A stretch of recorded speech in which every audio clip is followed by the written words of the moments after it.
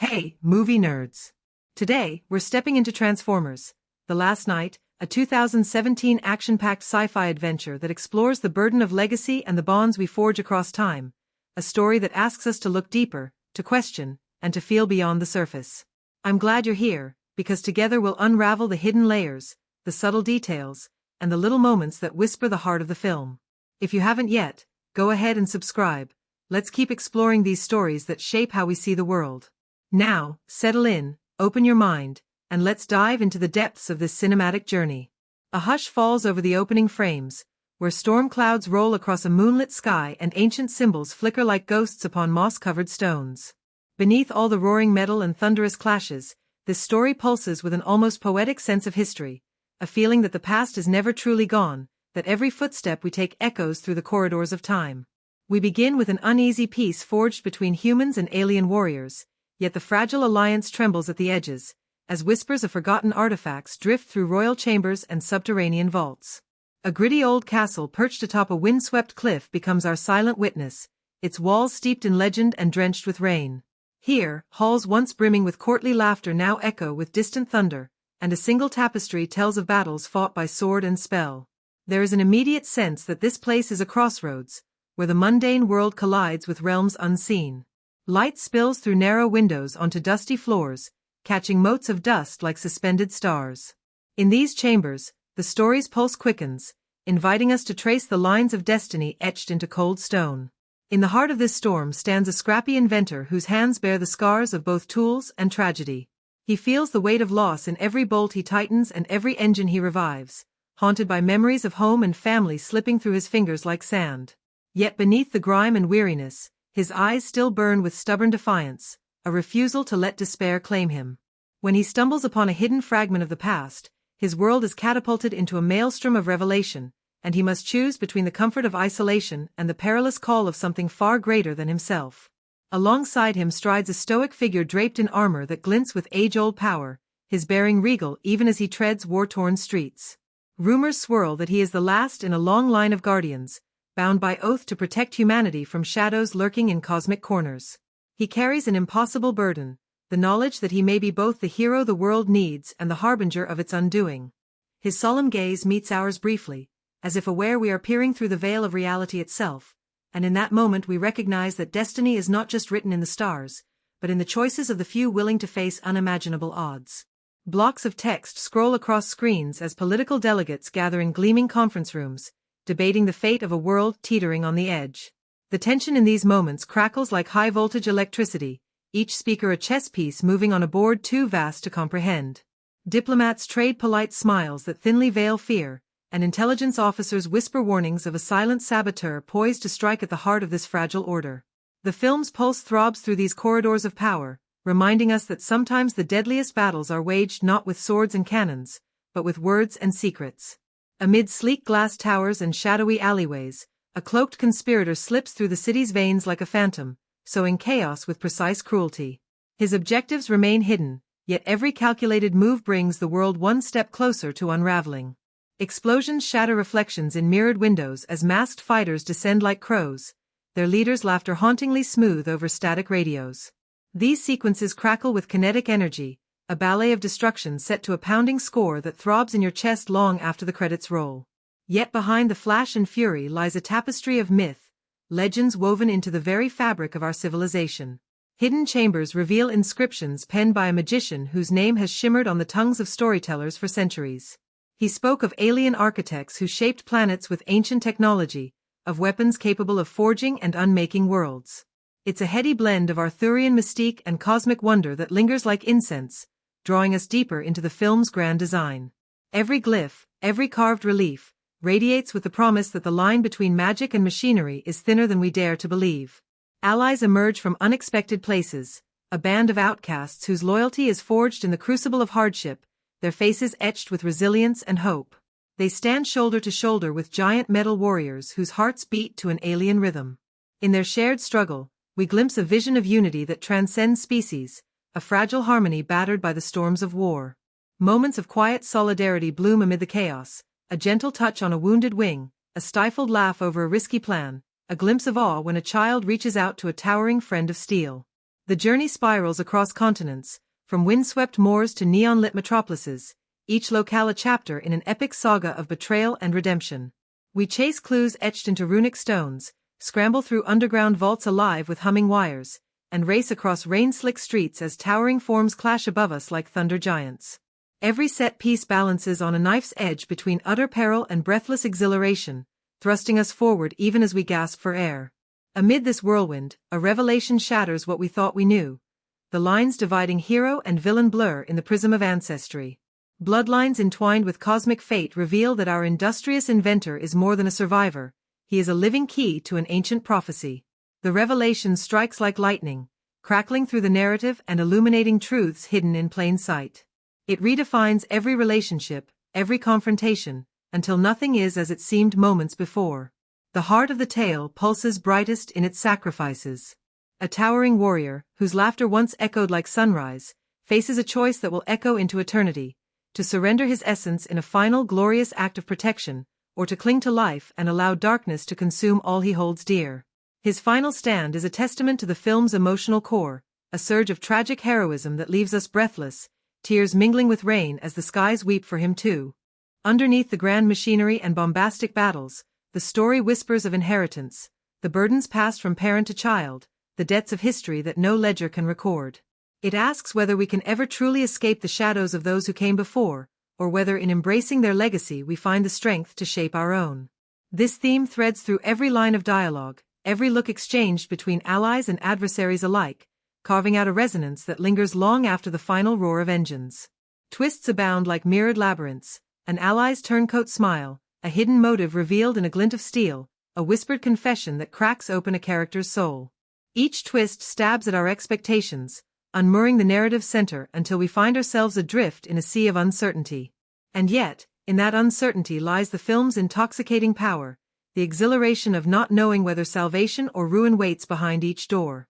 Through it all, the bond between boy and machine gleams like a beacon. Their friendship is a thread of gold woven into the tapestry of chaos, a reminder that even in worlds fractured by ancient grudges and cosmic machines, the simplest connections can be the strongest. A quiet exchange, a pat on a massive forearm, a shared grin over a narrow escape, brings warmth to the icebound hearts of us all. The climax unfolds on a shattered battleground, lightning splitting the sky as armies of steel and shadow collide. The air crackles with energy that feels almost alive, a primal force unleashed by the confluence of magic and metal. Engines roar in unison, swords clash like titans, and above it all, a lone figure hurtles toward destiny. It's a symphony of chaos conducted with balletic precision, every note pounding with the stakes of worlds hanging in the balance. And then, the final revelation that sets the stage for what's to come, a secret buried beneath centuries, whispered only to those with courage to listen. It hints at a future where lines blur further, where alliances shift like sand, and where the greatest heroes may yet fall, and rise again, in the crucible of destiny. This closing beat resonates like a distant drum, beckoning us onward even as the screen fades to black. In the end, what stays with us is more than the spectacle of battle or the grandeur of myth. It is the quiet moments between explosions, the breathless pauses where characters glimpse their own reflection in another's eyes. It is the knowledge that legacy is neither curse nor gift alone, but a tapestry we weave with every choice we make. And it is the promise that even in our darkest hour, hope can bloom on the anvil of sacrifice, forging something unexpected and unforgettable out of steel and soul. A low drone of engines hums beneath a blanket of twilight as a battered pickup rumbles across the empty pavement, carrying its lone occupant toward an uncertain dawn. Cade's knuckles white against the steering wheel, he navigates the broken highway with the constant tension of a man who knows every patrol car's headlights could spell the end of the road. His world has shrunk to scraps of metal piled high in a deserted warehouse, each twisted axle and dented panel a monument to a life appended by war. He started this morning with nothing but fuel in the tank and a scrap metal dream of building something that might finally matter, a dream that now feels as brittle as the rusting frames around him. Fog drifts through the cold air as he pulls into the scrapyard, the gates swinging open like the pages of a long-lost story. He slips inside, greeted by a chorus of squeaking gates and the faint inkling of promise that the next salvage might be the one to change everything. As he trudges through the maze of hulks, his flashlight catches on a machine carved in the shape of a king's crown. It sits atop a jagged radiator core, half buried beneath coils of wire. Something about its proud bend, the way its metallic petals glint even under layers of dust, snags at the back of his mind. He drops to his knees, brushing away debris until the wires hum beneath his fingers. There. A logo, half erased by time, a key to unlock a door he never knew existed. Night deepens around him, and the air grows thick with expectation. He tucks the artifact into the glove compartment of his pickup, the engines rumble a reminder that time waits for no one. Behind him, the scrapyard falls back into silence, as though the world itself holds its breath. In the hidden corridors of power, far from these rusted bones, agents lean close to classified monitors, speaking in hushed tones about the resurging legend of a knight's staff said to command the faith of an ancient order. Their voices travel on satellite waves, crackling with both greed and dread. The next morning, Cade wakes to the shrill beep of his truck's alarm, eager hands rummaging for coffee but finding only cold metal in his thermos. He wipes sleep from his eyes and slides behind the wheel, unaware that across town, operatives in crisp black suits have intercepted his license plate. Their plan unfolds with military precision. Helicopters will overhead, jets carve contrails through the sky, and the man who thought his past safe in scraps finds it suddenly alive in the roar of jet turbines. One knock on the door, one flash of an armament-laden convoy, and he's thrust back into the wild dance of violence from which he thought he'd escaped. When Bumblebee's familiar yellow form springs from the shadows, the world twists at the edges. Metal shifts and clatters, and in that transformative moment, hopelessness stirs into something like hope. The steady, comforting whir of servos fills the air, and for a sliver of time, Cade remembers a childhood lullaby of gears and friendship. He dives beneath the hulking frame of his truck as the ground shakes with gunfire. Screams pierce twilight. Yet amid the chaos, he sees a blur of yellow racing bullets, deflecting them with forearms of steel. A massive Autobot head peers over the wreckage, optic sensors wide with recognition, an unspoken promise that he is not alone stumbling free from twisted metal. Cade's heart hammers as he finds shelter in the shadows of a crumbling overpass. Sparks flicker from ruptured fuel lines, and he watches Bumblebee shield him from the heated spray of enemy fire. The Autobot's voice crackles through their hidden frequency. "Get down, human. I've got you." In that moment, years of isolation crumble. He's no longer a lone scrapper. He's a player in a war far older than he ever imagined. His hands tremble not with fear, but with the stirrings of purpose. In the gloom of a back-alley workshop, his makeshift sanctuary, Sophia's eyes narrow as she inspects the artifact he extracted from the junkyard. Her boots stomp across the gritty floor as she circles around the metallic crown, her breath fogging in the frigid air. "You have no idea what you've brought us," she murmurs, voice threaded with awe and trepidation. Sparks flick from her gadget-laden belt, scramblers, trackers, devices born of necessity in this new age of clandestine alliances. The staff hums in his hand, almost as if aware of its destiny, and he feels its pulse align with his own. When Cade follows Bumblebee through a cascade of hidden tunnels to a secret bunker beneath the Scottish Highlands, the world tilts on its axis. Ancient doors carved with runes swing wide to reveal sword-sheared mannequins, dusty tomes stacked in forgotten alcoves, and a chest that seems to slither with anticipation. Ancient doors carved with runes swing wide to reveal sword-sheared mannequins, dusty tomes stacked in forgotten alcoves, and a chest that seems to slither with anticipation. A lone figure in flowing robes steps from the shadows, his eyes glinting like molten silver beneath a shroud of centuries.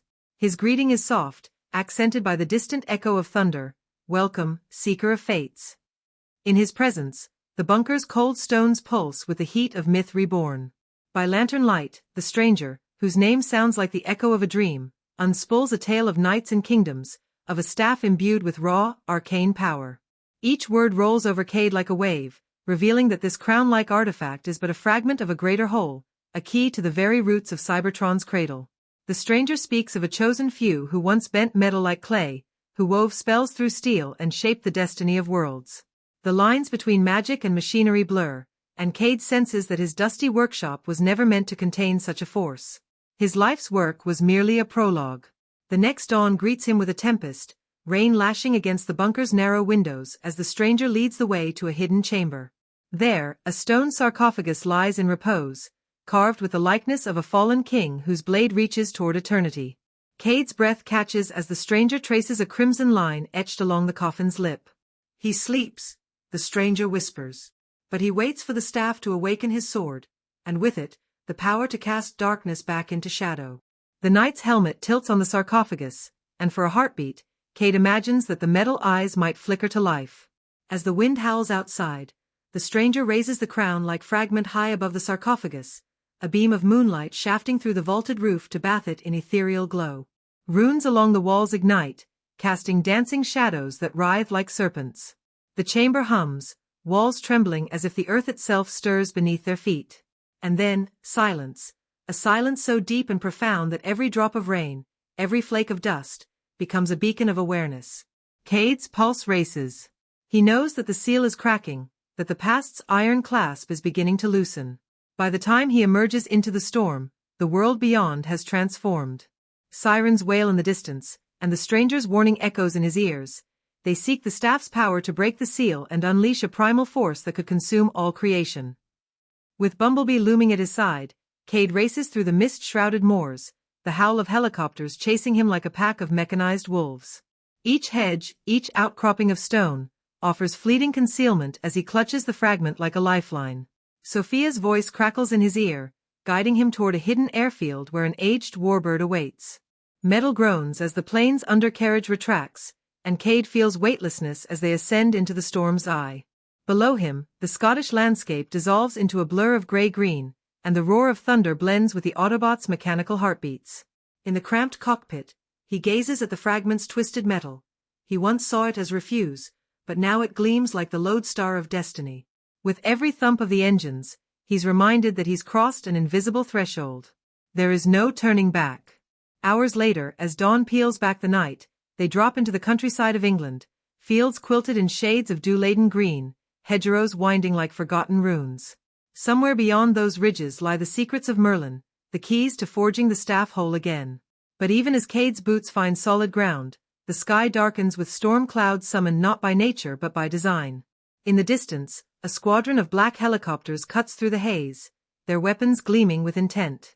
Government agents, corporate mercenaries, unknown warriors, all converging on the same prize.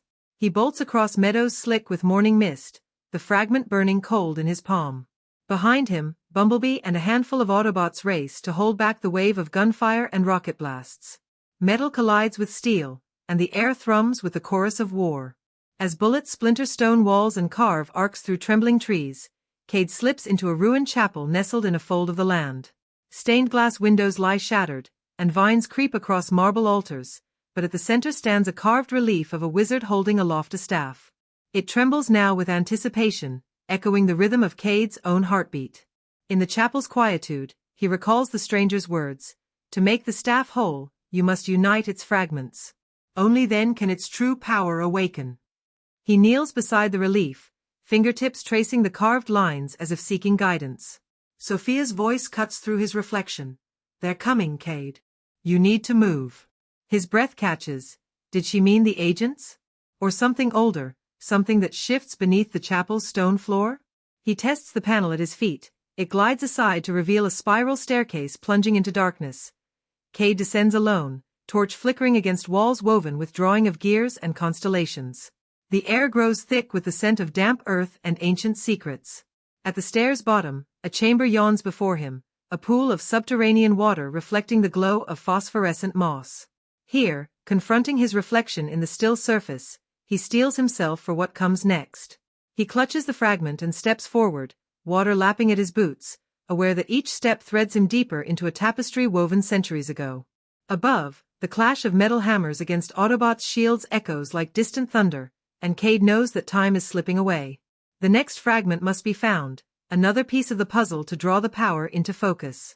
But for now, he stands poised at the threshold of a hidden world, a world where steel and spell are one and the same, a world he has only just begun to glimpse, yet one he will fight to save with every scar and every breath. The morning light breaks over the mist-clad spires of Westminster as the remnants of our coalition gather, bruised but unbowed. The crown's fragment pulses with a quiet intensity in Cade's pack, as if it pulses in his veins. Each beat resonates with the rhythm of a prophecy inching toward its crescendo. All around, battered allies limp into the square, a cadre of outcast Autobots whose chassis bear the scars of skirmishes past. Sophia, her gadgets humming with fervent purpose, and an enigmatic knight whose lineage has threaded through the annals of history. Though their numbers are small and their resources scant, their resolve shines brighter than the morning sun that glints off the Parliament's glass facade.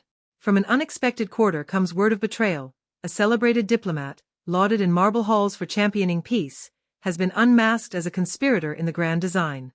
His smooth voice, once a balm to frayed nerves, now echoes with falsehood. Hidden recordings reveal his plotting with corporate mercenaries to shatter the seal and wield the staff's power as a weapon of dominion. The revelation arrives like a shattering gale, scattering trust to the wind. In the flickering glow of holoscreens, alliances unravel and new ones form, as suspicion turns friends into wary strangers. Cade's gaze flickers to the fragment he carries, the weight of the world pressing heavy on his shoulders, and he wonders if this artifact is a blessing or a curse. Night descends, and with it the sound of rustling wings as a silhouette of steel storms across the sky. The long-lost Sentinel Prime, a towering figure cast in gunmetal hues, emerges from the shadows of legend. His eyes burn with an unsettling light, and his voice booms like rolling thunder, a proclamation that the time for secrecy has ended. He claims stewardship over the staff, arguing that only an Autobot leader can judge its fate. His words resonate with ancient authority, but there's a tremor in his rhetoric, an undercurrent of ambition that sets nerves on edge. Sophia intercepts the transmission and deciphers an ominous addendum. His true aim is to harness the staff's power to reshape worlds in his own image. As the squadron of Autobots assembles in the courtyard, metallic shapes shift and grow until the courtyard resembles a mosaic of living steel. Knights in shining armor stride between them, and humans clutch weaponry scavenged from darkened warehouses. Yet the unease between factions crackles like static electricity. Even among allies, the specter of betrayal looms large. Sophia's words bite through the tension as she unveils a blueprint, a plan to lure Sentinel Prime into a trap beneath the ancient stones of Stonehenge, where the veil between realms is thinnest. She believes that the staff's power can be neutralized if it is pulled from the Earth's ley lines, but only if the full staff is assembled in that vaulted circle. By moonlight, they slip across rolling moors, the staff's fragments humming like distant thunder in Cade's backpack. Each step carries them closer to a confrontation whispered about in academic tomes and gravelled myths. Under the starlight, they find the first sign, a ring of stones that pulsates with unseen energy, casting pale shadows that dance like specters. Sophia's scanners flicker erratically as they approach the center, where a pedestal awaits a shard long hidden. With trembling fingers, Cade places the fragment, and the stones awaken with reverberating chimes. Light fractures across the landscape, revealing the ghostly outlines of an ancient battlefield where knights once clashed with mechanical leviathans. But the ground trembles with a deeper power, and from the horizon come echoes of flight and thunder. Sentinel Prime descends on twin lightning bolts, his silhouette framed by arcs of electricity. His voice rolls, "The time for mortal indecision is past. The staff will be mine." Sparks arc from his gauntlet as he summons tendrils of cosmic energy, sending fractures through the earth. In the chaos, the assembled knights draw their swords, and Autobots form a defensive line. The air crackles with confrontation, steel groans under invisible force. Cade's heart pounds, but he stands firm, recalling the stranger's words that the staff's true power lies not in conquest, but in unity.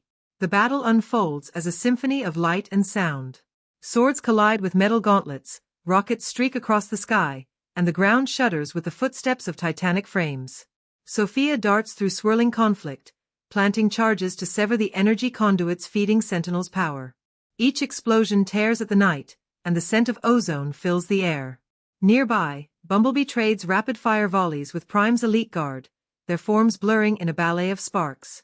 Cade edges closer to the pedestal, the staff's fragment draining energy from the stones with every thunderous strike breaking the ground. He finds the second shard half buried in rock, lightning arcs around him, and he snatches it free, shoving it into the staff's crown. As the fragments lock with a resonating click, the staff pulses with a brilliance that outshines the lightning. For a moment, all fallout ceases.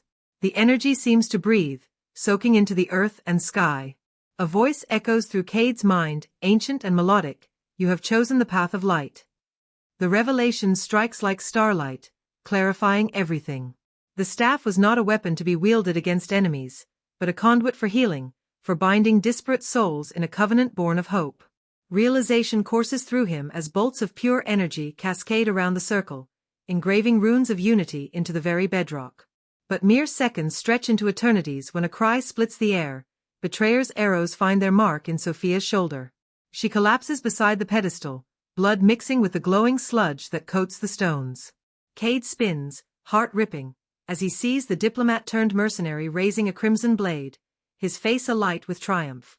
"You should have stayed in the scrapyard," he hisses, advancing. Hooded figures converge, but Cade's companions rise, encircling the traitor in a ring of steel. Prime descends, laughter rumbling like a storm, but Cade points the assembled staff at him. The weapon thrums with stability now, and charged with purpose, Cade whispers, "Not today." A wave of gentle blue light surges outward, washing over knights, Autobots, and traitor alike.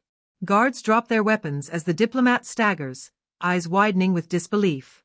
Chains of soft energy coil around Prime, encasing him in a net too strong to break. The staff's power does not lash but unfolds, weaving threads of empathy and clarity. Carved runes glow as banners of harmony unfurl across the sky. In those precious beats of time, enemies see one another's truths. The diplomat sees the pain he inflicted, the Autobots recall their oath to protect life, and Prime feels the weight of his ambition unraveling. Sophia's breath is ragged as Cade kneels beside her, the staff's warmth seeping into her wounds. She smiles through the pain, eyes shimmering with tears. "We did it," she gasps. The words feel fragile against the chaos, but they bear the weight of a promise fulfilled. Around them, the defeated adversaries drop to their knees, touched by the staff's harmony. The knights offer their swords to be reforged into symbols of renewal, and Autobots bow their heads in a gesture of solidarity. The dawn that follows is gentle, as if the sun itself has been coaxed into a new covenant. In the aftermath, the staff's fragments retract into a single column of light and vanish into the ether, carried away by currents beyond mortal reach. No weapon remains, only the memory of what could have been. Sophia is tended by Autobot medics whose hands are gentle as butterfly wings, and Cade stands among the stones, breathing the damp air of a world reborn. Sentinel Prime, now free of ambitious tethers, kneels and offers a nod of respect, his voice hushed.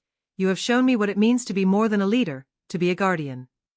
Word spreads across continents in silent ripples. The veil between humans and machines has thinned, not through conquest, but through understanding. Old feuds cool like embers submerged in water, and new alliances shimmer like morning dew. Cade returns to his workshop, a simple hovel now aglow with possibility. He polishes engines with renewed devotion, each bolt a testament to cooperation. Sophia restores her devices, not to spy or sabotage, but to unite pockets of resistance and hope around the globe. The knights of old find refuge in stories shared by firelight, where tales of unity leap from lip to eager ear. In the skies above, Autobots pilot their forms with quiet determination, guarding the fragile peace birthed in the shadow of those ancient stones. Each voice that crackles through encrypted channels carries gratitude and resolve. The world is far from perfect, storms still gather, and darkness stirs at the edges. The knights of old find refuge in stories shared by firelight, where tales of unity leap from lip to eager ear.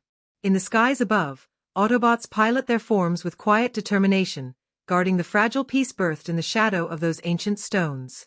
Each voice that crackles through encrypted channels carries gratitude and resolve. The world is far from perfect, storms still gather, and darkness stirs at the edges, but now there are more hands to hold the line. Cade often visits the ruined chapel on the hillside, laying wildflowers among the cracks of stained glass, a silent ode to the sacrifices made. When he pauses and listens, he still hears the echo of the staff's lullaby, a reminder that unity is a melody we must choose to play. Under the same moonlit sky where destiny once clenched its fist, he stands and murmurs, "I'll keep building." And though the road ahead is uncertain, he knows that every engine he restores, every friendship he nurtures, every act of trust he extends, weaves itself into the tapestry of tomorrow. The prophecy's final words reverberate softly in his ears. In unity, we find our strength. And with that promise guiding him, he steps forward into the dawn, the hum of possibility rising on the wind. Months pass, and the ripples from that moonlit night beneath the ancient stones continue to shape the world. In crystal council chambers, political leaders reference the Stonehenge Accords in hushed tones, drafting protocols to welcome our mechanical allies into the tapestry of diplomacy. An international Autobot liaison office opens in New York's glass towers, its banner a swirl of human and Cybertronian glyphs, and Cade finds himself summoned to the inaugural ceremony. Standing beneath a soaring atrium, he places a simple spanner on a ceremonial plinth, a humble testament to the power of bridging worlds. Back in his workshop, his hands move over metal with the same reverent care he's always known, but now each engine he restores carries a legacy far larger than scrap. Visitors arrive in measured procession, children whose eyes light up at the sight of coiled springs that once jousted in cosmic war, historians who trace the lineage of runes back to Avalon, even diplomats who once viewed him with suspicion now shake his grease-stained hand. In the quiet hum of machinery, he hears whispers of stories yet unwritten, possibilities unfolding like blossoming petals. Sophia, her shoulder long since healed, sends him encoded messages from corners of the globe, India's scorching deserts, the neon arteries of Tokyo, the ice-rhymed silence of Siberia. She chronicles the rise of Autobot human task forces that patrol fractured borders, diffusing blind scorches of conflict with resonant words and the ghostly echo of that staff's lullaby. Each report paints a mosaic of hope. She signs off each morning with a lone phrase, "Together, we endure." At twilight, Cade retreats once more to the chapel on the hill, where stained glass flares in the dying light. He leaves no wildflowers now but instead stands in stillness, hands clasped on the rail as though holding the staff's vision in his grasp. When the wind stirs the tattered curtain, he senses voices not bound by flesh or oil, but carried on currents that hum through starlight and circuitry alike, a testament that destiny flows through every being willing to forge a new path. With a steady breath, ever onward, together. In the swirling tempest of a world torn between steel and sorcery, the characters emerge like weathered monuments, each bearing the scars and stories of a grander design. They are not merely figures in a battle, they are vessels of hope, doubt, and fierce loyalty, living, breathing testaments to the complexity woven into this cosmic tapestry. Each carries a weight far beyond their own, and as their paths intertwine, they reveal the fragile threads of humanity embedded even within metal hearts. Cade Yeager, the everyman-turned-reluctant hero, is a man carved by hardship and loss.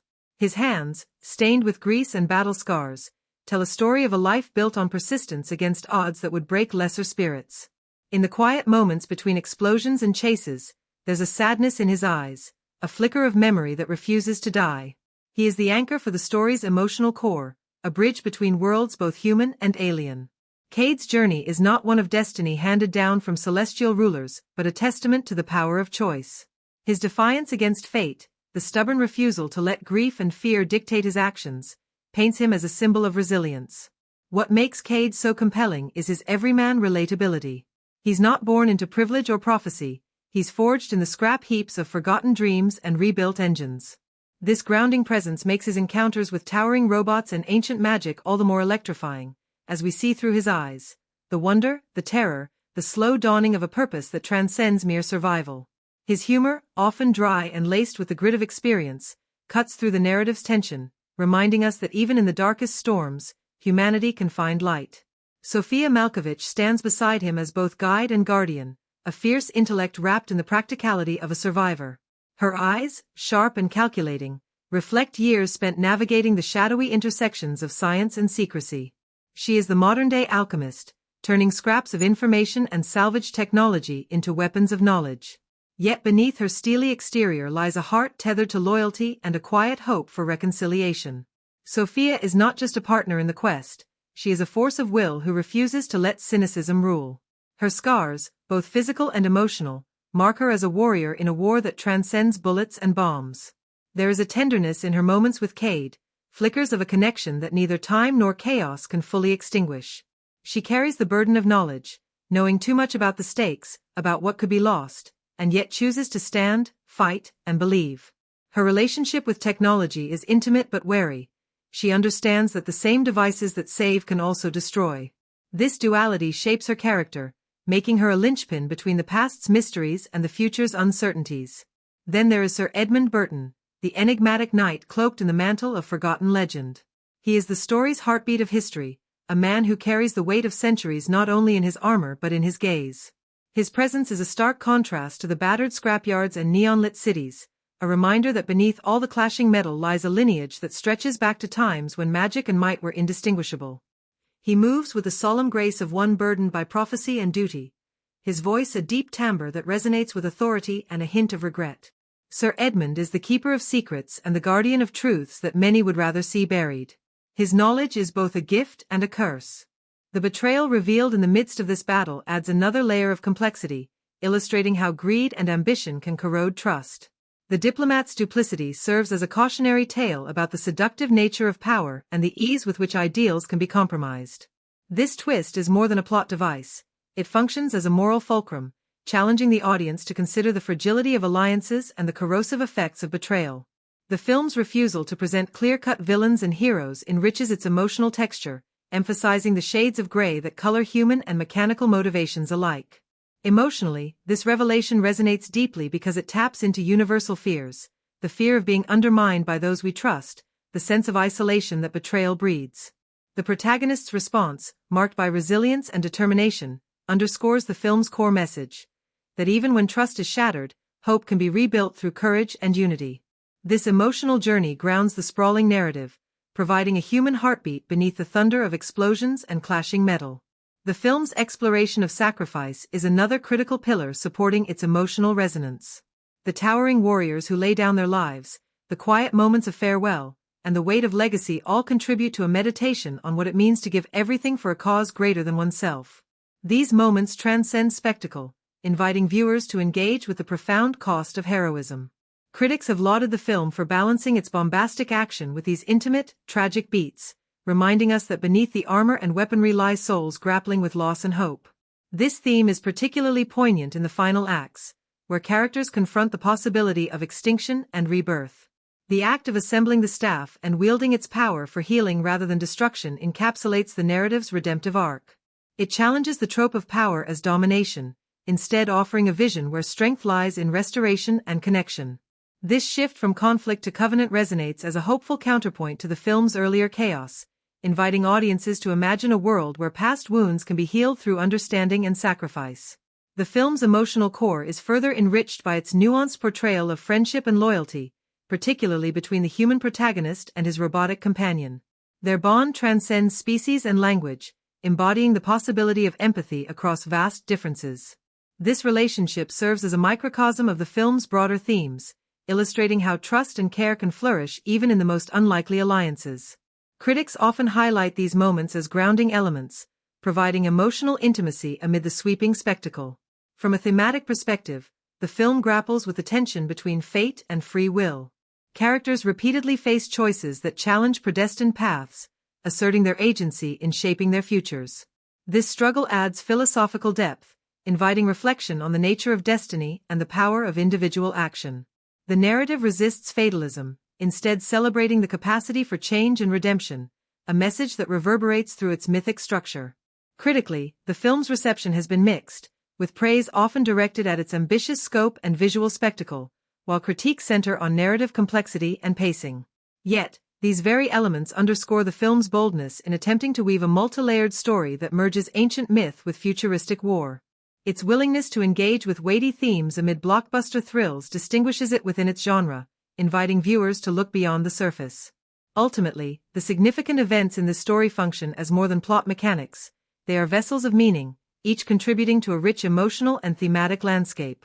From the awakening of ancient artifacts to the forging of fragile alliances, from betrayal's sting to the redemptive power of sacrifice, these moments invite us to consider the enduring questions of identity, legacy, and hope. The film's lasting impact lies in this delicate balance between grandeur and intimacy, chaos and harmony. It challenges us to see beyond the clang of metal and roar of engines, to listen for the quiet echoes of humanity nestled within the cosmic storm. It reminds us that even in worlds torn by conflict, the deepest battles are often fought within, and the greatest victories are those of the heart. As the final credits roll, we are left not just with memories of explosions and epic battles, but with the haunting resonance of stories that speak to our own struggles with belonging, trust, and the power to shape our destinies. In this weaving of myth and machine, the film becomes a mirror, reflecting our fears, our hopes, and the enduring quest to find light in the darkest nights. The making of this sprawling cinematic spectacle was as much an epic journey as the story it sought to tell, a voyage filled with bursts of inspiration, unexpected challenges, and moments of creative magic that unfolded behind the scenes like a drama of its own. The production was a symphony of ingenuity and grit, where cutting-edge technology met old-fashioned craftsmanship, and where the boundless imagination of the filmmakers wove together metal and myth into a living, breathing world. To truly understand the film is to step behind the curtain and glimpse the dance of artistry and labor that birthed it. From the outset, the scale of the project was daunting. The filmmakers knew that to bring towering robots and ancient legends to life, they needed to blend practical effects, state-of-the-art CGI, and real-world locations with a precision rarely seen in blockbuster filmmaking. The director's vision was clear: create a world where the fantastical felt tangible, where every robot's gear and every rune-carved stone breathed authenticity. To achieve this, the production team embarked on a global search for locations steeped in atmosphere and history, places that could carry the weight of cosmic destiny. One of the most remarkable production decisions was to film extensively on location in the United Kingdom, tapping into the country's rich architectural heritage and misty landscapes.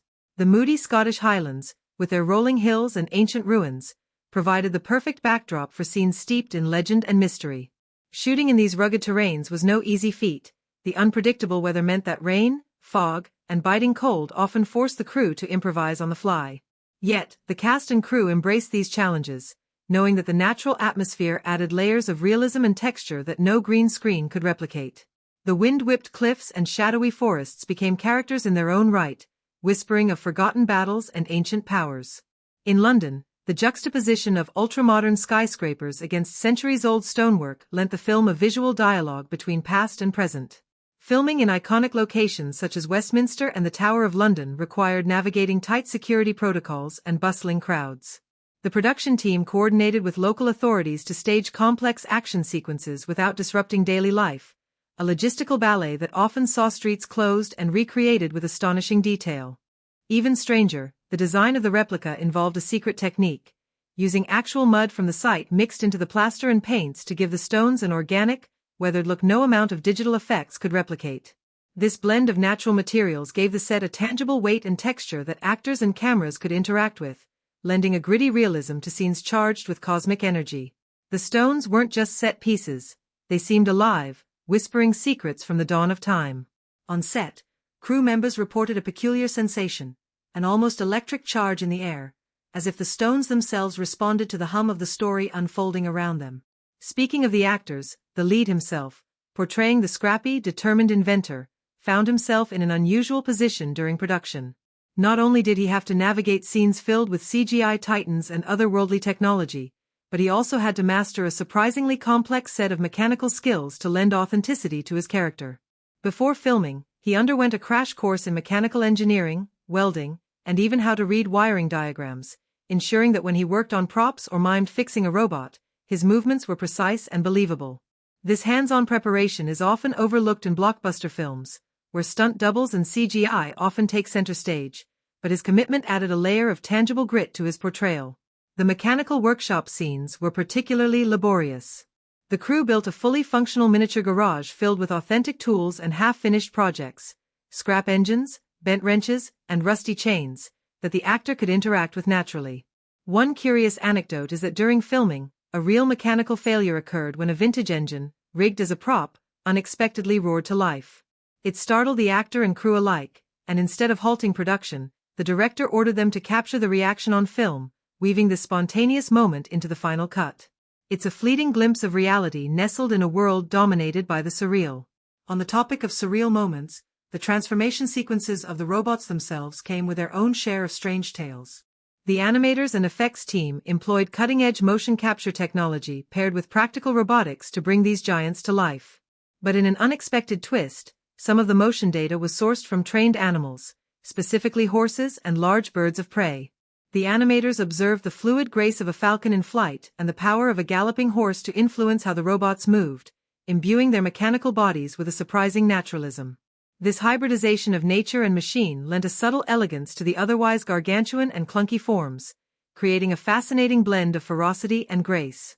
One peculiar incident on set involved the voice actor for one of the key robot characters. Tasked with delivering a series of cryptic, ancient-sounding commands, he found himself repeatedly struggling with the pronunciation of a fictional language crafted for the film, Cybertronian. The language was designed with a linguist's precision, complete with grammar and syntax, to give the robots a rich cultural identity. However, the phonetic complexity led to numerous on-set bloopers, with the voice actor often muttering exasperated syllables before bursting into laughter. In fact, some of his flub takes were kept as outtakes and became a beloved part of the cast's behind-the-scenes camaraderie. The linguist responsible for the language's creation reportedly spent weeks refining the sounds to balance alien authenticity with human accessibility.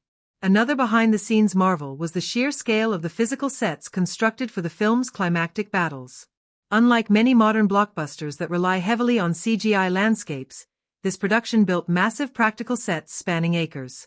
One of the most ambitious was the recreation of a war-torn city square, complete with crumbled buildings, shattered glass, and burning vehicles. The design team sourced actual rubble from demolished industrial sites to scatter across the set, adding gritty realism to every frame. Fire effects were handled with a combination of controlled pyrotechnics and meticulously engineered rigs, resulting in explosions that sent shockwaves through the ground, and on more than one occasion, rattled the nerves of nearby crews. Particularly eerie incident occurred during the night shoots of this ruined cityscape. Crew members reported strange sounds echoing through the empty streets, whispers, distant footsteps, and the faint clang of metal.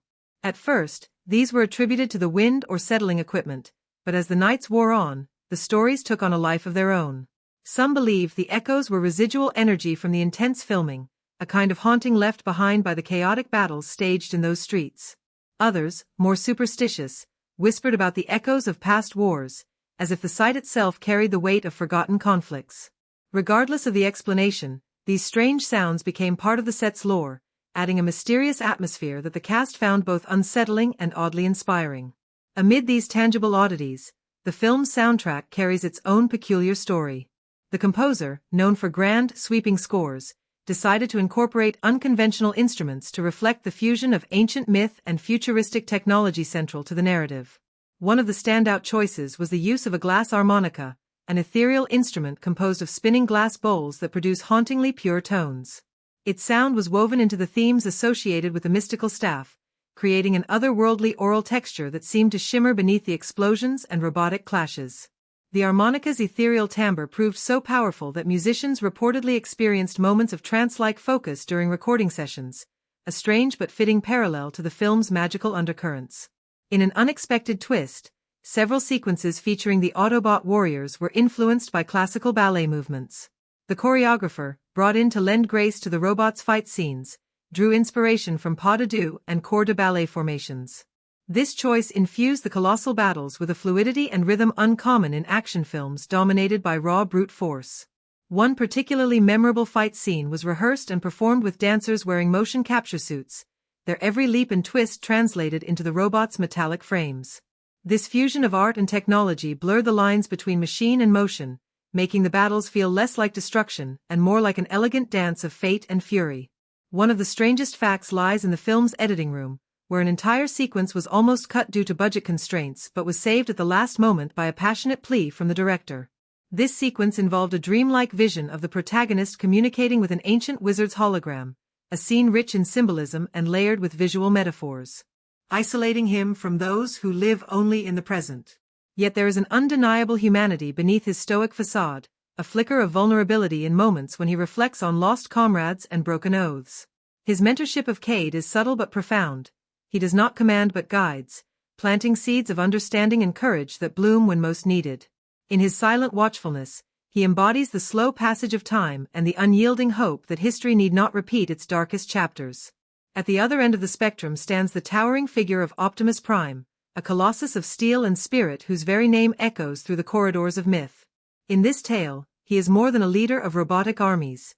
He is a symbol of sacrifice and redemption. His armor gleams with battle scars, each telling a tale of wars waged across stars, of comrades lost and victories hard-won. Yet beneath the indomitable exterior lies a soul shaped by doubt and burden. He wrestles with the weight of his own legend, aware that his decisions ripple through the fate of worlds. Optimus is a paradox, a warrior bound by honor, yet haunted by the cost of his battles. His voice carries the weight of ancient oaths and future promises, and when he speaks, metal and flesh alike listen. His moments of quiet reflection reveal a being caught between duty and desire, between the hope of peace and the necessity of war. He embodies the eternal struggle to balance power with compassion, leadership with sacrifice. In the face of betrayal and overwhelming odds, his steadfastness becomes a beacon, reminding us that true strength is not in conquest but in the courage to protect. Then there is the dark and brooding presence of Sentinel Prime, a figure cast from the shadows of ambition and old wounds.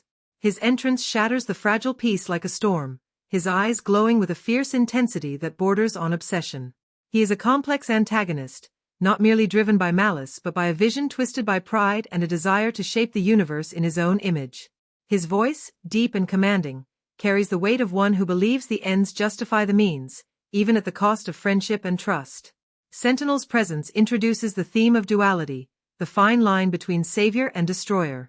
His charisma masks a ruthless streak, and his actions force the heroes to question their own ideals. He embodies the seductive nature of power, the way it can corrupt even the noblest intentions. Yet beneath the layers of steel and ambition, hints of vulnerability emerge, a flicker of doubt, a shadow of regret, reminding us that even the darkest souls carry the echoes of lost innocence. Bumblebee, the steadfast companion, moves with a grace that belies his imposing form. He is the heart of loyalty incarnate, a guardian forged in the fires of countless battles and bound by an unbreakable bond to humanity. His language is silent but expressive, a series of beeps and whistles that convey emotion more vividly than words ever could. Through him, the story breathes a tenderness that anchors the chaos, a reminder that friendship transcends language and species. His interactions with Cade are moments of pure, unfiltered connection, quiet exchanges filled with trust and understanding. Bumblebee's courage is a constant, a steady flame that lights the darkest paths. Despite the weight of war pressing on his shoulders, he moves with a playful spirit, injecting levity into dire moments. His presence is a living testament to the possibility of harmony between the mechanical and the organic, the alien and the familiar. The supporting cast, humans and Autobots alike, form a tapestry of resilience and hope. Soldiers battle not just for survival but for the dream of a future where steel and flesh coexist. Scientists like Vivian Wembley add layers of intellect and wonder, their curiosity driving the quest forward even as danger closes in. Each character, no matter how small their role, carries a piece of the narrative soul, reminding us that in times of upheaval, every voice matters. What ties these characters together is a shared journey through doubt, sacrifice, and discovery. Their flaws make them human, their choices make them heroes. They move through a world where the line between friend and foe blurs, where trust must be earned anew with every heartbeat. They challenge us to see beyond the veneer of war and machinery, to glimpse the pulses of hope and fear that lie beneath. In their interactions, we witness the dance of loyalty and betrayal, courage and fear, love and loss. The story's emotional weight rests not just in battles fought with guns and swords, but in the fragile connections forged in moments of vulnerability. Each glance, each touch, each whispered word carries the weight of worlds, reminding us that even amidst cosmic conflict, it is the human, or perhaps the heart, that defines the fight. By the end, these characters stand not just as warriors or relics of prophecy but as living symbols of resilience. Their struggles remind us that legacy is not simply inherited but made, in every choice, every sacrifice, every act of hope. In a universe where metal giants clash and ancient powers stir, it is the flicker of empathy, the spark of courage, and the unyielding pulse of loyalty that shine brightest. And so, as the dust settles and the echoes of battle fade, we are left with the indelible image of individuals shaped by destiny but not bound by it. Figures who teach us that even in the darkest nights, the smallest light can guide us home. There's something almost hypnotic about peeling back the layers of a colossal cinematic spectacle, especially one where gears grind, metal roars, and ancient legends ripple beneath a sea of explosive action. This movie, with its towering robots and mythic undertones, holds secrets beneath its polished surfaces, whispers of oddities, curious moments, and behind-the-scenes tales that shimmer in the shadows of its thunderous spectacle. These strange facts invite us to see the film not just as a blockbuster, but as a living, breathing creation shaped by human quirks, technological marvels, and serendipitous accidents that slipped between the cracks of its sprawling production. One of the most fascinating oddities centers around the extensive use of real locations steeped in history and mystery. The filmmakers didn't just settle for studio backlots or generic sound stages. They sought out places where time seemed to bend and history hummed in the air. The iconic Stonehenge, for example, was not just a backdrop but a character of sorts, woven deeply into the mythology of the film. Yet, filming at such a protected site presented unique challenges. Because Stonehenge is a UNESCO World Heritage Site, the crew wasn't allowed to set foot on the stones themselves. Instead, they constructed an astonishingly detailed replica, built from scratch in a remote part of England, painstakingly designed to mimic every crack, lichen, and weathered edge. The effort to recreate the ancient monument extended to the point where local historians and archaeologists were consulted to ensure authenticity, blending archaeology with cinematic art in an unusual marriage of fact and fiction. Even stranger, the design of the replica involved a secret technique, using actual mud from the site mixed into the plaster and paints to give the stones an organic, weathered look no amount of digital effects could replicate. Test audiences, who viewed the film before its wide release, found this sequence pivotal for understanding the characters' motivations and the broader mythology. Thanks to their feedback, the studio reversed the decision and allowed the scene to remain, preserving a poetic moment that bridges the human and the mythic. During filming, the actors often worked alongside robotic puppets, massive mechanical constructs operated by teams of puppeteers hidden beneath the set. One such puppet, representing a towering knight, was so intricately designed that it occasionally developed glitches, freezing mid-movement or jerking unpredictably. The puppeteers devised creative solutions on the fly, often improvising entire scenes around the puppet's quirks. On one occasion, a malfunctioning limb caused the robot to trip during a slow-motion fight, forcing the stunt coordinator to rewrite the choreography in real time. These unplanned moments, sometimes humorous, sometimes tense, added an unpredictable energy to the filming process. An odd little-known fact is that some of the metallic scraps and parts used as props were sourced from actual decommissioned military vehicles. These pieces carry their own histories, rusted panels once part of real tanks and aircraft, now reborn as fragments of alien machinery. This recycling of history lent a subtle authenticity to the film's aesthetic, grounding its futuristic fantasy in tangible reality. Crew members who handled these pieces sometimes remarked on the strange juxtaposition of old war relics becoming parts of cosmic war machines, as if history itself were looping in on itself. One of the most charming quirks of production involved the voice work for Bumblebee. The character famously communicates through snippets of popular songs and radio static. The sound team went to great lengths to curate a vast library of vintage music, carefully selecting tunes that would resonate emotionally while fitting the character's mood and context. In one particularly delightful moment, an impromptu recording session captured the lead actor humming an old rock ballad, which was later incorporated into the final mix as a subtle Easter egg.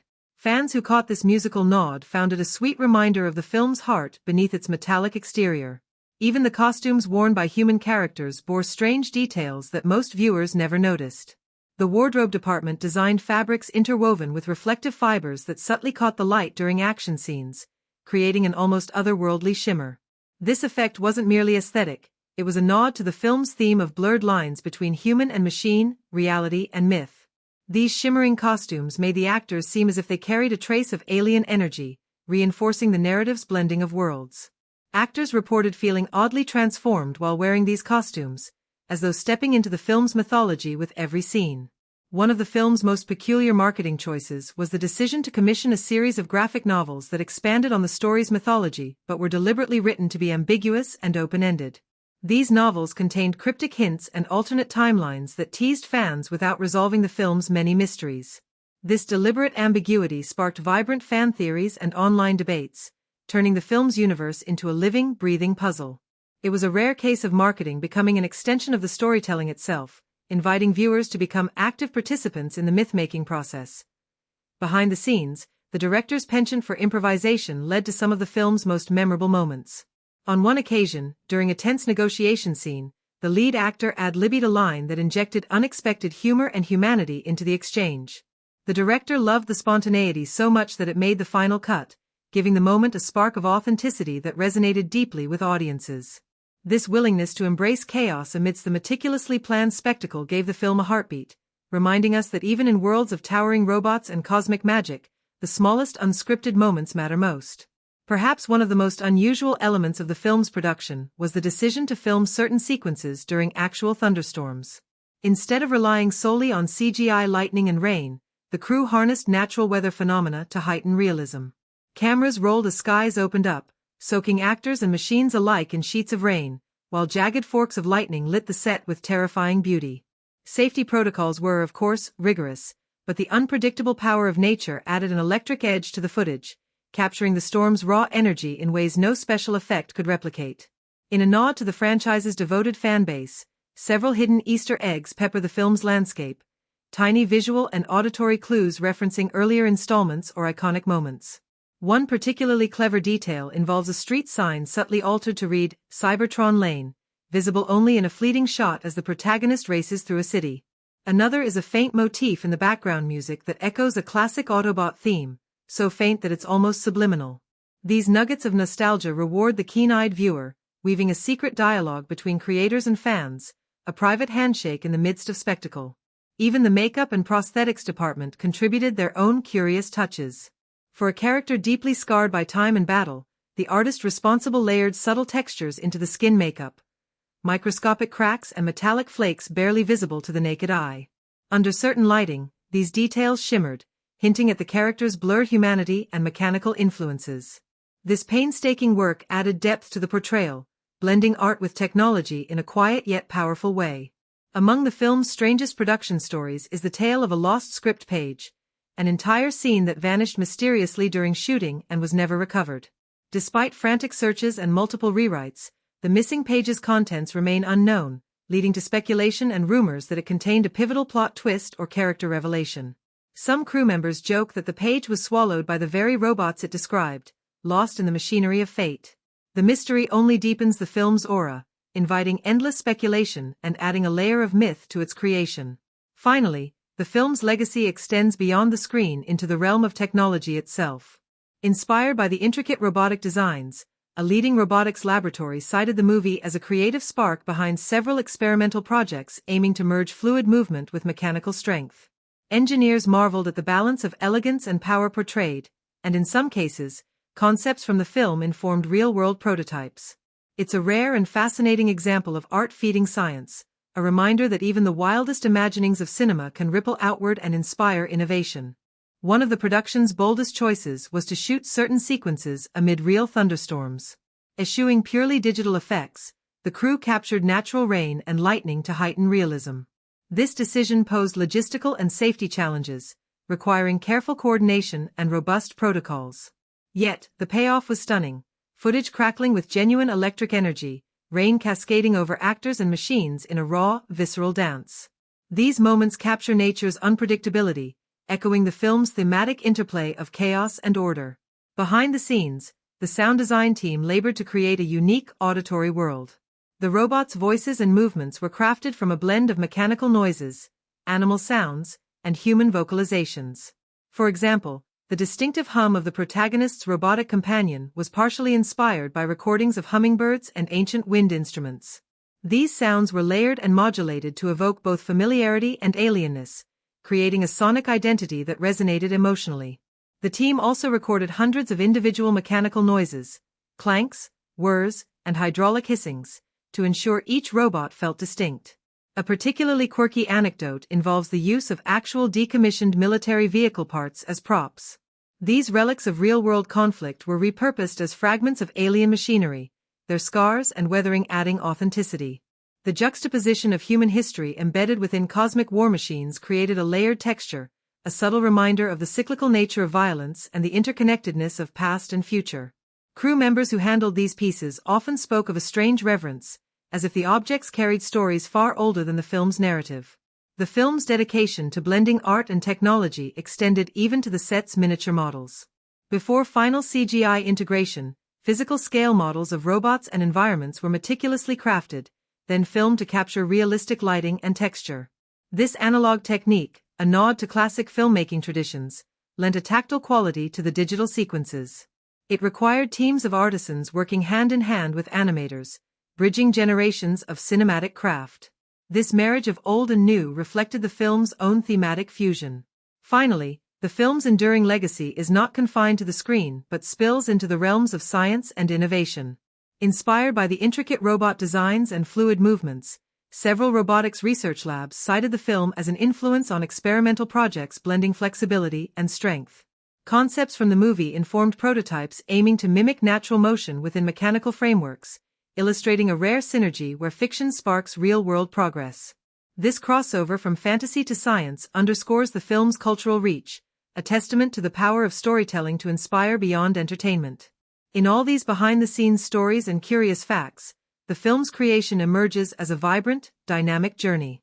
It was a collision of vision and challenge, tradition and innovation, where every bolt tightened and every frame lit was a step toward crafting a mythic world grounded in human imagination.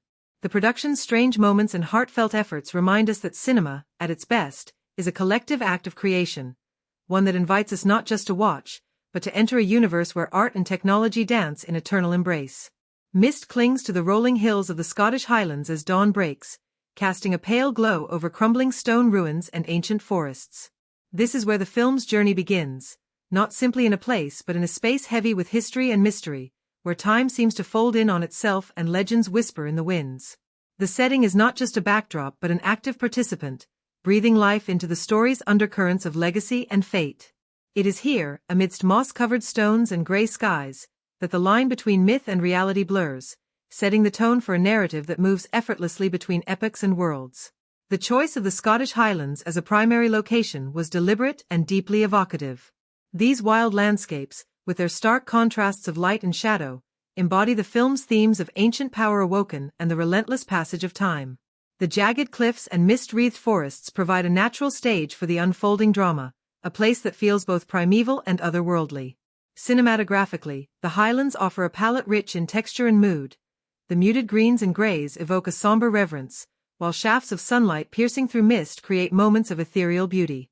The camera lingers on these vistas, inviting the audience to feel the weight of history pressing down, to sense the echoes of battles long past that still resonate beneath the earth. The story moves beyond these wild expanses. It unfolds into the urban labyrinth of London, a city where glass towers pierce the sky and ancient stonework stands as a testament to endurance. Here, the setting shifts dramatically from nature's quiet majesty to the pulsating heart of modernity. The juxtaposition is striking. Gleaming skyscrapers reflect neon glints, while narrow cobblestone alleys wind beneath arches heavy with centuries of secrets. This duality mirrors the film's own tension between the past and the present, the mythical and the technological. London's bustling streets and historic landmarks ground the fantastical narrative in a recognizable reality, lending the story an immediacy that heightens the stakes. The filmmakers employed a masterful use of cinematography to capture this urban energy. Sweeping aerial shots reveal the city's sprawling complexity, the camera weaving through towering structures like a living thing. At street level, handheld shots immerse viewers in the chaos of pursuit and conflict, the blur of motion reflecting the frenetic pace of the unfolding battle. Night scenes in London shimmer with rain-soaked pavements reflecting the kaleidoscope of city lights, creating a moody, noir-like atmosphere that underscores themes of betrayal and uncertainty. The interplay of shadow and illumination becomes a visual metaphor for the characters' internal struggles, where clarity is often clouded by doubt and fear. One of the film's most iconic settings, the replica of Stonehenge, serves as both a physical and symbolic nexus. The filmmakers went to extraordinary lengths to recreate this ancient monument with painstaking accuracy. Every weathered stone, every crack and patch of moss was meticulously crafted, lending the site a tangible authenticity that CGI alone could not achieve. This monumental set piece becomes a crucible where the story's cosmic themes crystallize. The stones seem to pulse with latent energy, their ancient geometry echoing the hidden codes that govern fate and power within the narrative. Cinematically, the use of low, sweeping angles imbues the stones with an imposing grandeur, framing them as silent sentinels that watch over the convergence of past and future. One memorable anecdote involves the recreation of a historic London square, where the crew constructed a full-scale set complete with crumbling facades and shattered pavement. To add authenticity, they sourced aged bricks and cobblestones from demolished buildings, giving the set a lived-in feel that resonated on screen. The film's mechanical marvels were brought to life through an intricate blend of practical effects and CGI wizardry.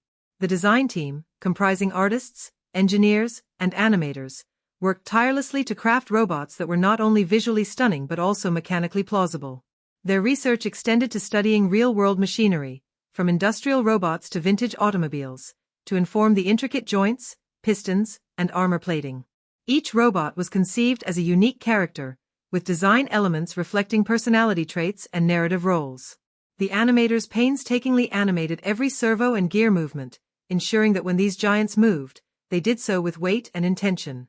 Interestingly, the practical effects team built several life-sized robot components for close-up shots and interactions with actors. These towering constructs were operated by a combination of puppeteers, hydraulic systems, and wire rigs.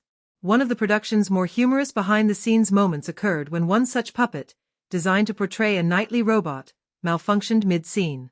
Instead of gracefully raising its arm, the limb froze in an awkward position, eliciting suppressed laughter from cast and crew. The director, ever adaptable, incorporated the glitch into the scene's choreography, turning it into a quirky character moment that audiences would never suspect was improvised. The human-robot interactions required actors to perform against green screens and with motion capture markers, demanding an unusual blend of imagination and technical skill. To aid performances, the crew developed interactive props and stand-ins, ranging from articulated robot arms to virtual reality previews, allowing actors to visualize the looming mechanical figures with whom they shared scenes. The lead actor famously spent hours rehearsing movements alongside these stand-ins to maintain the physicality necessary for believable reactions, a commitment that added a palpable authenticity to the film's emotional beats. Language played an intriguing role in the production, particularly in crafting the fictional Cybertronian tongue spoken by the robots. A linguist was brought in to develop a complex language system complete with phonetics, syntax, and grammar. This linguistic framework lent cultural depth and consistency to the robots' communication, elevating them from mere machines to beings with rich histories and identities. However, recording these lines proved challenging, as actors struggled with pronunciation and tone. Many sessions ended with humorous outtakes of garbled syllables and frustrated attempts, a reminder that even the most alien languages require patience and practice. Music was another pillar supporting the film's immersive atmosphere. The composer, renowned for grand orchestral scores, sought to create a soundscape that mirrored the story's dual nature, melding ancient mysticism with futuristic warfare. To this end, unconventional instruments like the glass harmonica and rare ethnic percussion were woven into the soundtrack, producing haunting melodies that floated beneath the roar of engines and clashing metal. Recording sessions for these instruments often took place in unique environments, such as caves or old cathedrals, to capture natural acoustics, lending an otherworldly resonance to the music. Musicians involved in these sessions described moments of near-spiritual transcendence, their performances echoing the film's blend of myth and machine. Choreographing the film's action sequences required a delicate balance of power and grace. A ballet choreographer was enlisted to infuse the robot battles with a fluidity that transcended brute force. Dancers performed the fight scenes in motion capture suits, their movements digitized and adapted to massive robotic frames. This melding of dance and combat lent the fights an almost poetic rhythm, transforming destruction into a choreographed symphony. One particularly memorable scene, inspired by classical pas de deux, features two robots locked in a slow-motion duel that reads as both conflict and intimate dialogue. The decision to integrate dance elements was initially met with skepticism but ultimately praised for its originality and emotional depth. Filming night scenes brought its own challenges and curiosities. The crew often worked through long, cold hours under the harsh glare of artificial lighting designed to mimic moonlight. During one shoot in a ruined cityscape, strange auditory phenomena unnerved the cast and crew. Unexplained echoes, distant clangs, and the sensation of unseen presences lurking in shadows. While some dismissed these as natural acoustic effects, others whispered of residual energies from the site's industrial past or even the supernatural. The director encouraged embracing this eerie atmosphere, believing it added an intangible tension that seeped into the performances and visuals. The production's attention to detail extended to costumes and makeup, where designers used innovative materials to blur the line between human and machine. Fabrics embedded with reflective fibers and subtle metallic threads gave the human characters a faint, otherworldly shimmer, suggesting their growing connection to the mechanical world around them. Prosthetics and makeup incorporated microscopic textures that caught light in unexpected ways, hinting at transformation beneath the skin. Actors reported feeling altered by these costumes, describing a psychological shift that helped them embody their roles more fully. Marketing efforts surrounding the film embraced a unique approach by extending the narrative beyond the screen. A series of cryptic graphic novels and interactive online experiences invited fans to delve deeper into the mythology, teasing alternate timelines and hidden backstories. These companion pieces were deliberately ambiguous, encouraging fan theories and active engagement. This innovative strategy turned marketing into an extension of storytelling, blurring the boundaries between viewer and participant. It cultivated a vibrant community of fans who dissected every detail, enriching the film's cultural footprint. The director's penchant for improvisation also shaped the film's character moments. During a tense negotiation scene, the lead actor spontaneously injected a line that brought unexpected humor and humanity, a choice that made the final cut and became a fan favorite. These unscripted sparks brought vitality to a production often dominated by meticulous planning and technological complexity. The director's willingness to embrace spontaneity underscored the film's underlying theme, that even in worlds ruled by machines and prophecy, the smallest human moments hold profound power. In these strange and marvelous tales, the electric stones, living puppets, language barriers, and haunted sets, there is a common thread, a testament to human creativity, perseverance, and the unending desire to tell stories that resonate beyond the screen. This film, a sprawling saga of metal and myth, is itself a living legend, shaped by curious hands, chance moments, and the magic that happens when imagination meets reality. It reminds us that behind every explosive battle and shimmering light, there lies a story of human passion and strange, wonderful oddities waiting to be discovered. The film unfolds like a grand tapestry woven with threads of myth, metal, and human frailty, inviting audiences not just to witness spectacle but to grapple with the weight of legacy, sacrifice, and identity. At its core, the story pulses with a rhythm both ancient and urgent, events that ripple far beyond their explosive surfaces, resonating deeply within the collective psyche. From a critical vantage, these pivotal moments reveal layers of meaning that elevate the film from mere entertainment to a complex meditation on the nature of power, belonging, and redemption. One of the earliest significant events is the discovery of the mystical crown fragment buried beneath the rust and ruin, a moment that functions not just as a plot catalyst, but as a symbolic awakening. This fragment, half forgotten and dismissed as scrap, embodies the idea that the past is never truly dead, that history's shadows stretch long into the present. The protagonist's act of uncovering it is, in essence, an excavation of forgotten truths and buried responsibilities. Critically, this moment serves as a metaphor for the human confrontation with heritage, the inescapable pull of ancestry and the burden it places on the individual. It asks whether one can choose to ignore the legacy handed down or if it must be faced, reshaped, or embraced.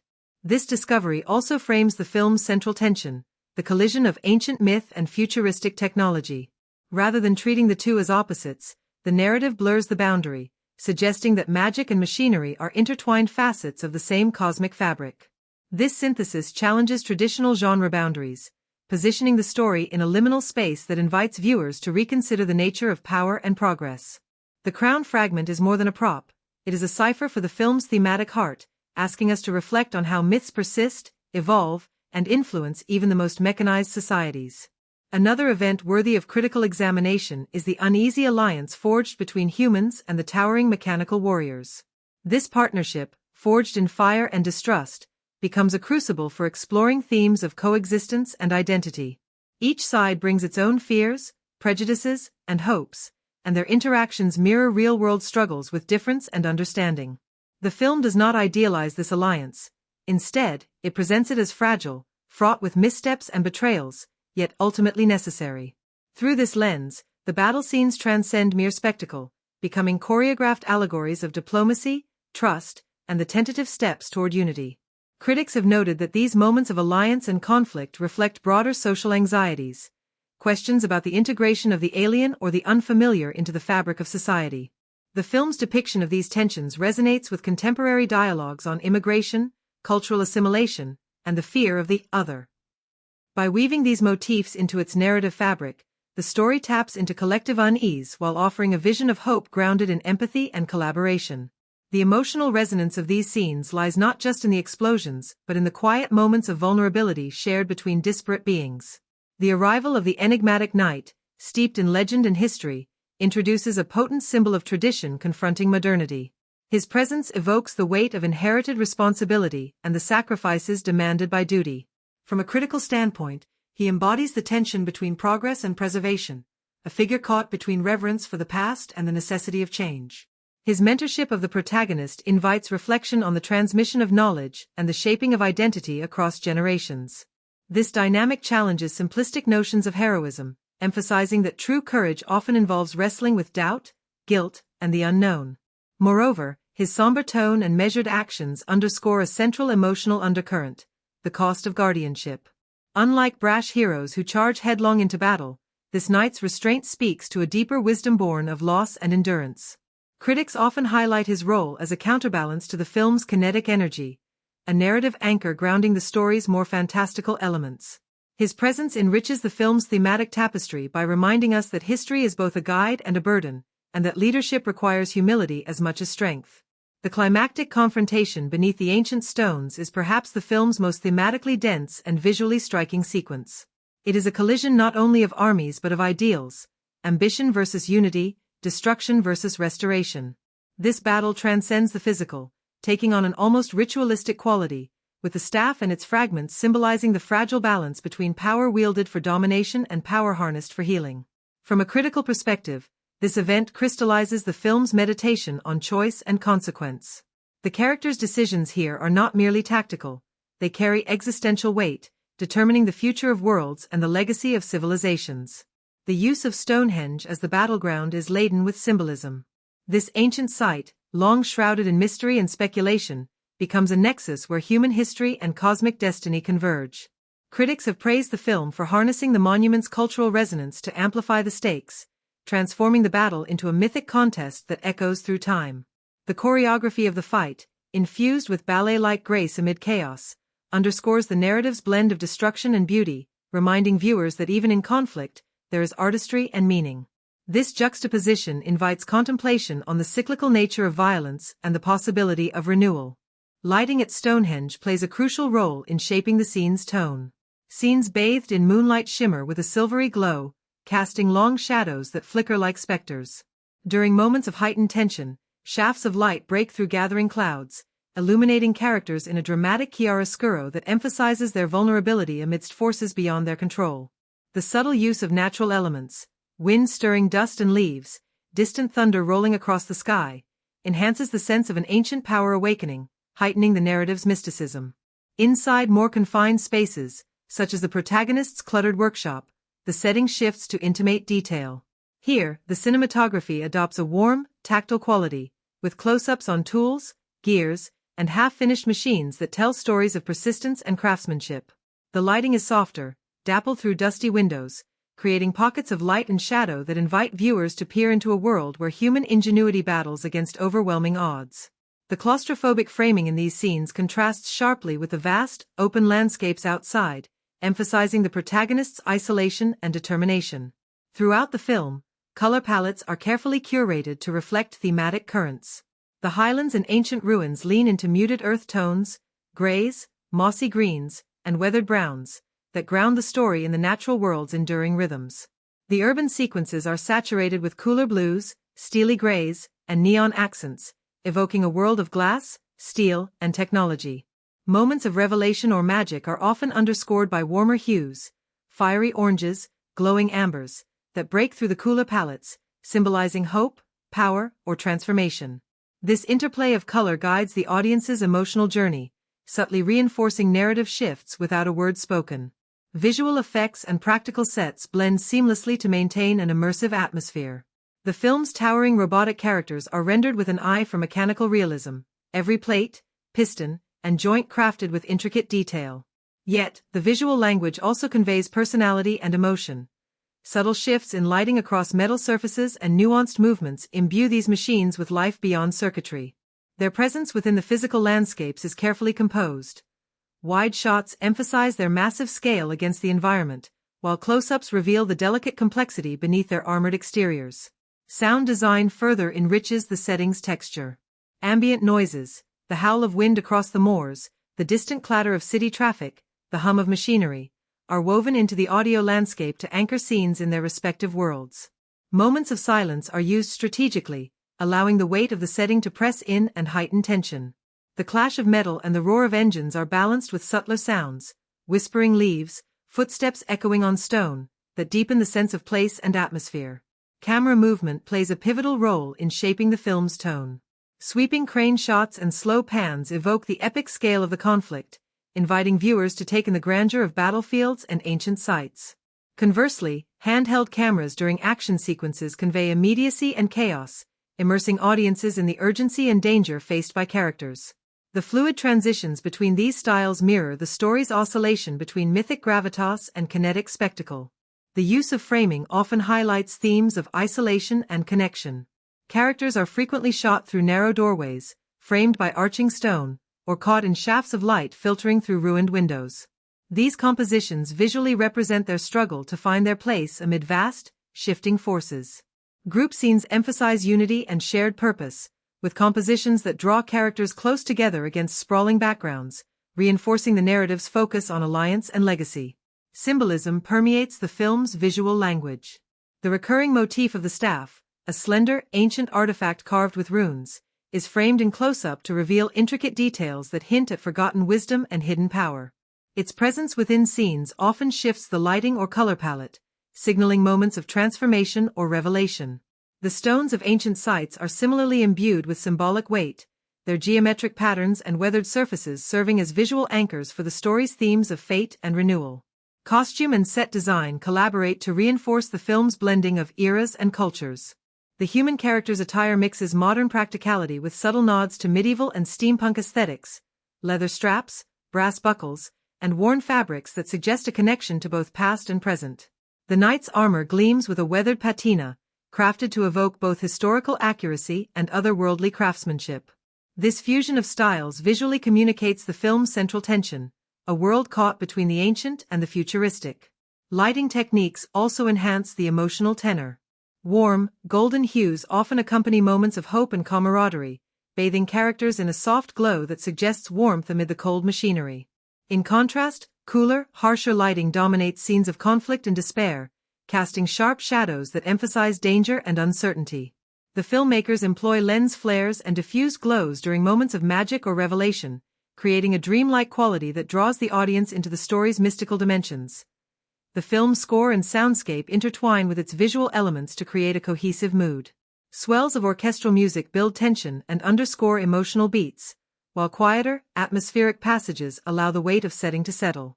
Sound motifs associated with the robots, a blend of mechanical clicks, whirs, and electronic hums, are carefully balanced against natural sounds, reinforcing the theme of coexistence between machine and nature. In its final act, the convergence of settings, ancient stone circles beneath stormy skies, ruined cityscapes aflame with battle, quiet workshops alive with small acts of creation, coalesces into a symphony of place and story. Each environment carries its own emotional resonance, from the solemnity of history's echoes to the vibrant pulse of human ingenuity and hope.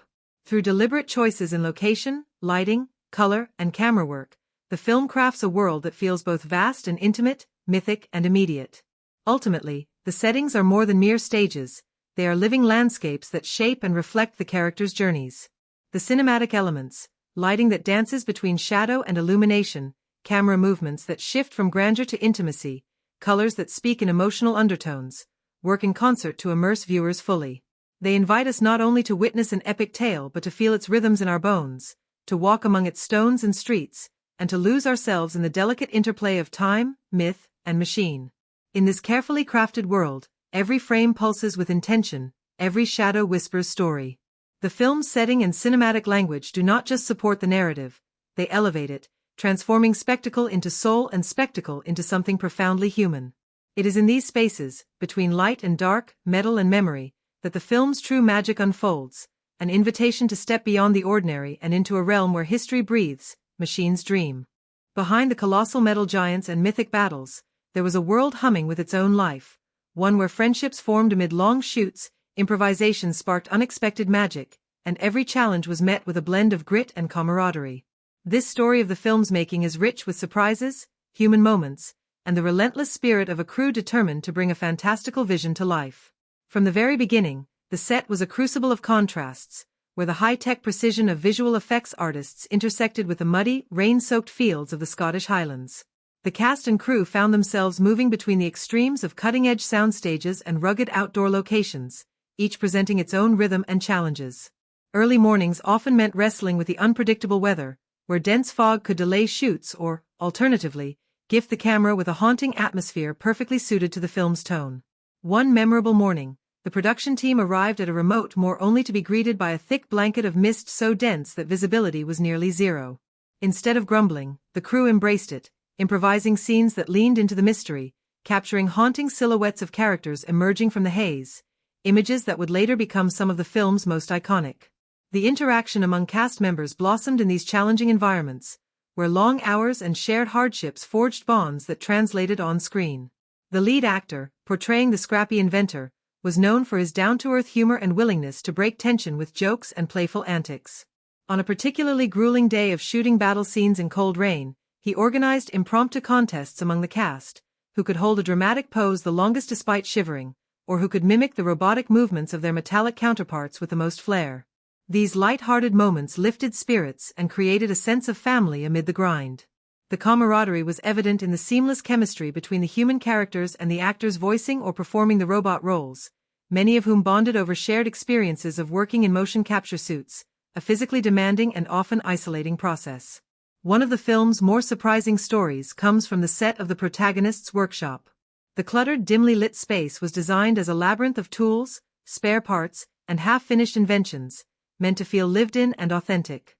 What the crew hadn't anticipated was how much the lead actor would interact with this environment, treating it almost as a co-star.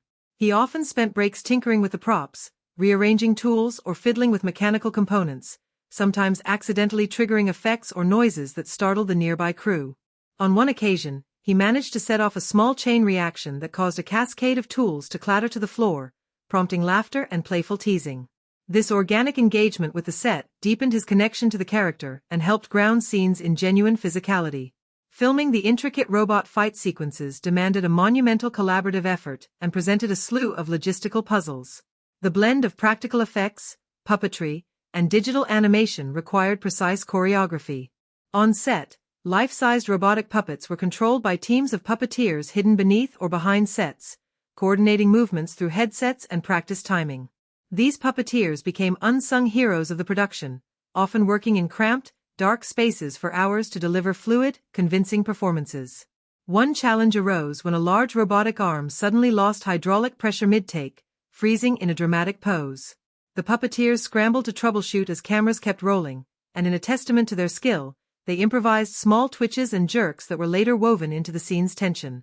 This unplanned glitch lent a surprising realism to the mechanical character's struggle.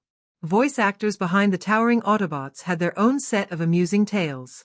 Recording sessions were sometimes punctuated by bursts of laughter when actors struggled to master the fictional Cybertronian language, complex, alien phonetics that required tongue-twisting precision. One particular voice actor, charged with delivering an important rallying speech, repeatedly tripped over a string of consonants, eventually breaking character and chuckling. The sound engineers preserved these moments as behind-the-scenes gems, highlighting the human effort behind the robotic voices. The camaraderie among voice actors extended beyond the booth. Many gathered during breaks to exchange impressions of their characters, fostering a vibrant creative environment that energized performances. Weather was a constant character throughout production, sometimes a friend, often a foe. Shooting in the Scottish Highlands and the English countryside meant braving sudden downpours, biting winds, and freezing temperatures. The production team learned to adapt quickly, with tents and heated trailers becoming lifelines. At times, planned outdoor scenes had to be moved indoors or rescheduled, prompting creative rewrites or new blocking ideas. One notable instance involved a night scene planned in a windswept field. A fierce gale threatened to cancel the shoot, but the director decided to harness the storm's energy. Cameras captured rain-driven chaos as characters battled against the elements, infusing the scene with visceral authenticity. Cast members later recalled the physical challenge of performing soaked and cold, but also the exhilaration of capturing a moment of raw, natural power. The physical demands on actors were considerable, especially those working in motion capture suits. These suits, covered with reflective markers to record movement, were notoriously uncomfortable, restrictive, hot, and prone to causing chafing during long takes. One robot actor described feeling like a walking light fixture while navigating complex fight choreography. Despite these hardships, the motion capture team developed close bonds, sharing tips on managing fatigue and supporting each other through strenuous schedules. Their dedication paid off, as the fluidity of the robot's movements became one of the film's standout features, blending human nuance with mechanical grace. Behind the scenes, the costume department deserves its own tale of persistence and artistry. Designing outfits that blended practicality with a hint of fantasy, they sourced and customized materials that could withstand harsh weather and the rigors of filming. One unexpected challenge was the reflective fibers woven into the human characters' costumes to create an ethereal shimmer. These fibers were highly sensitive to lighting, requiring constant adjustments on set to avoid unwanted glare or digital interference. The costume designers worked closely with the cinematography team to strike the perfect balance, an ongoing dialogue of light and fabric that underscored the film's thematic fusion of old and new.